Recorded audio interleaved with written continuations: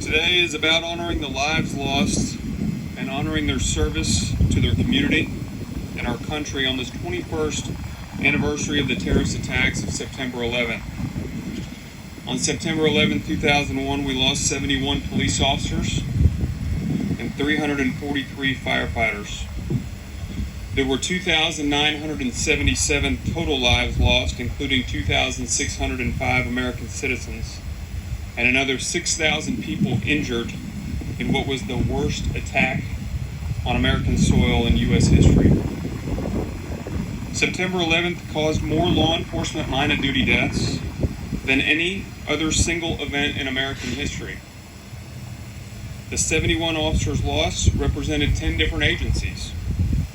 We can never put into words the incredible pain this attack has caused on our nation and the families of those involved. To honor these families, it's important that we look beyond the grim numbers and know them by names. In March of 2019, I had the opportunity to visit the September 11th Museum in New York and see the faces and read about the people who were heroes on this fateful day. Included in the casualties were Lenny Hatton. Lenny Hatton was a special agent with the FBI. He was a certified bomb technician, a Marine, and served as a volunteer firefighter. Lenny was headed to work that morning when he saw the first tower on fire. Instead of continuing to his office, he went straight to the scene. He began surveying the damage and relaying information back to the FBI field office in New York. When the second tower was struck, Lenny raced into the World Trade Center where he helped FD personnel lead people out of the soot, smoke, and darkness and into safety. One man in the building recounted that he was guided out by a person who identified himself as a special agent with the FBI. When they were outside in the clear, he was surprised to see the agent turn back around. "Where are you going?" the man asked. Lenny responded, "Back into the building." Former FBI Director Richard Mueller said Lenny was at the World Trade Center saving lives even as he sacrificed his own. Not because he had to be, but because he chose to be.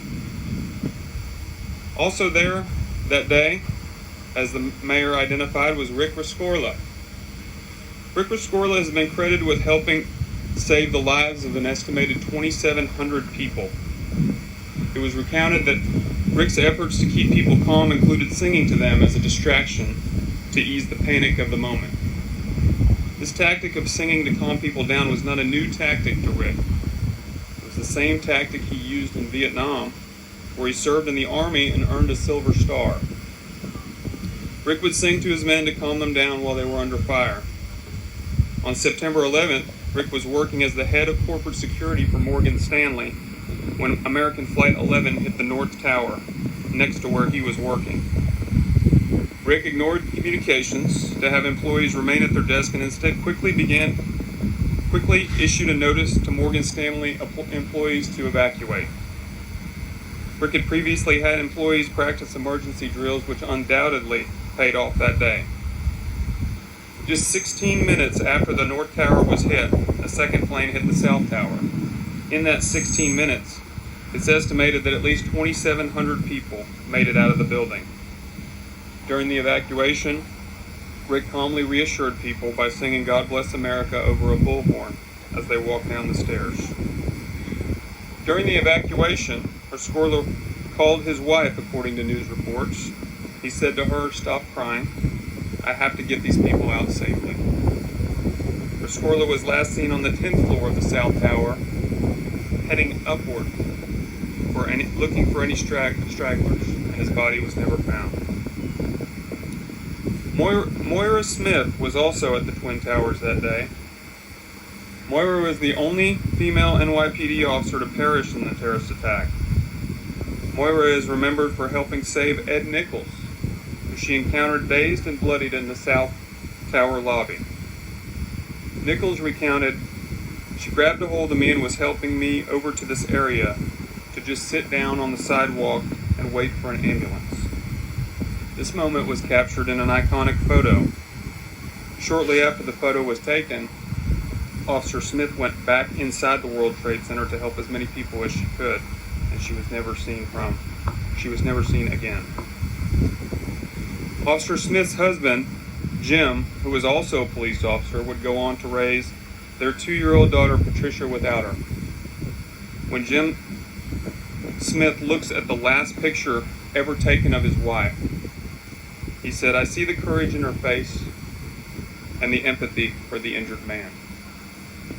The playground in Madison Square Park was dedicated to Moira Smith in 2012 as part of the 13th precinct where she used to patrol. Law enforcement officers, firefighters, military veterans, mothers, fathers. These 3 great Americans are just a fraction of the casualties that our country lost that day. But their bravery, courage, service, selflessness can never be forgotten. All 3 of these individuals provided us proof that there are people here in our country that are willing to risk everything and sacrifice their own personal safety for the benefit of people they have never even met and don't even know. These individuals came to the aid of others without consideration of any differences, but simply to serve others.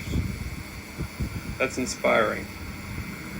Let that inspiration lead us forward as we continue to heal. Let the legacy of these heroes lead us to be a community of service. Let the actions of these brave Americans lead us to be people who demonstrate compassion in our everyday lives. Let us as a nation be led by demonstrations of unity. On September 11th, terrorists tried to make a statement to the world. Americans responded with a statement of their own. That statement included demonstrations of the power of courage, compassion, and unity. And ultimately, we know that it is America's values that will endure and prevail. Let us never forget.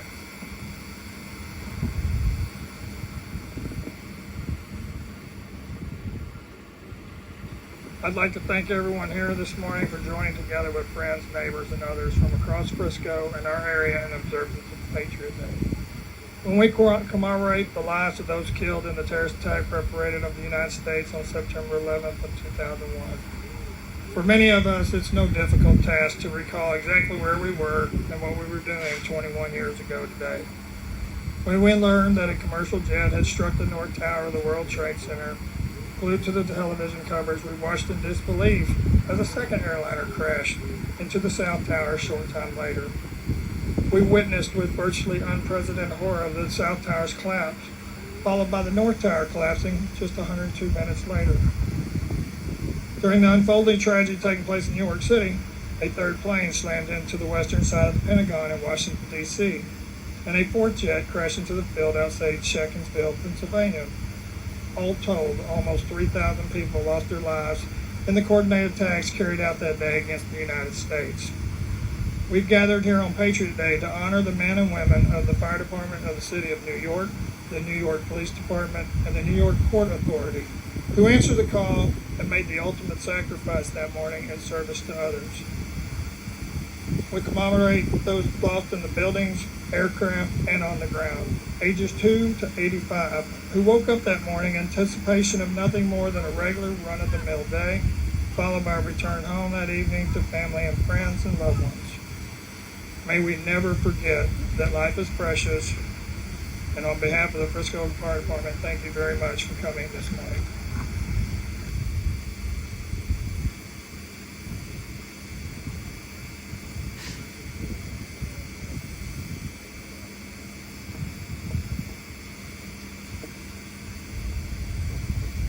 Frisco Dispatch to South Tower, Emergency Services personnel.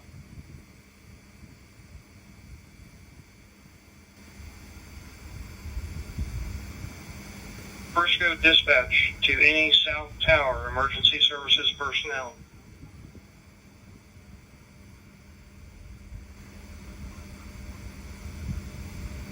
Frisco Dispatch receives no response.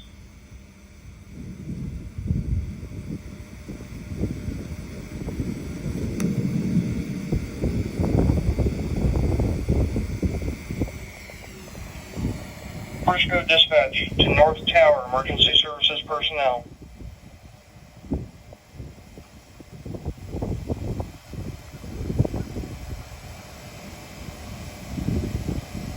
Frisco Dispatch to any North Tower Emergency Services personnel.